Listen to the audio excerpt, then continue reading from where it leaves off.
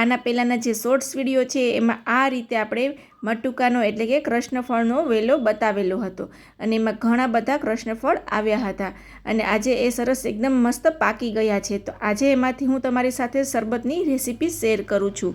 તો પાક્યા પછી આ રીતના કંઈક કૃષ્ણફળ થઈ જાય છે, એકદમ પીળા કલરના થઈ જાય છે, એટલે જેવો લીંબુનો કલર હોય ને એવા પીળા સરસ પાકી જાય છે।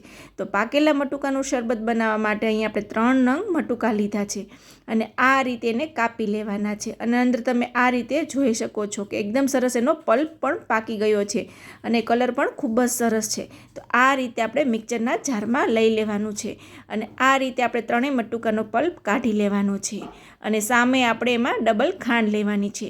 તો અહીંયા તમારે જે રીતે સ્વીટનેસ જોતી હોય એ રીતે તમે અહીંયા લઈ શકો છો। તો અહીંયા અડધો બાઉલ જેવું ખાંડ લીધું છે અને એકદમ ટેસ્ટી એવું આ શરબત બને છે। તો ચોક્કસથી તમારા ઘરે મટુકાનું શરબત ટ્રાય કરજો।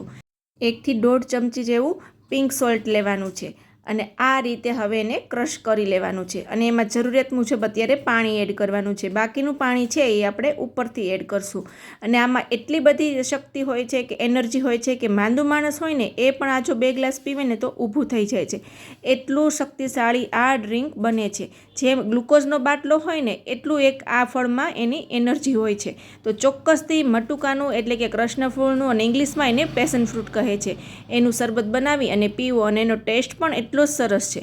તો હવે આપણે અહીંયા એકદમ સરસ ક્રશ કરી લીધું છે અને હવે એમાં આપણે બરફ નાખી અને સારી રીતે મિક્સ કરી અને હવે ગ્લાસમાં લઈ લેશું અને આ રીતે આપણે ગળણીથી એને ગાળી લેવાનું છે અને તમે જોઈ શકો છો એ રીતે કે એકદમ સરસ અહીંયા ઠંડુ ઠંડુ આપણું કૃષ્ણફળનું શરબત બની અને રેડી છે।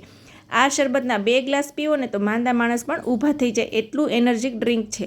તો ચોક્કસથી આ શરબત પીજો અને મને કોમેન્ટ કરી અને કહેજો કે આ શરબતની રેસીપી તમને લોકોને કેવી લાગી અને હજી સુધી જો તમે તમારું ફળિયું હોય અને આ કૃષ્ણફળ ના વાવ્યા હોય તો ચોક્કસથી આ કૃષ્ણફળ વાવી દો, કેમ કે રોજે રોજ તમને આ ફળ ખૂબ જ ઉપયોગી થવાના છે અને તમારા હેલ્થ માટે પણ ઘણા સારા છે।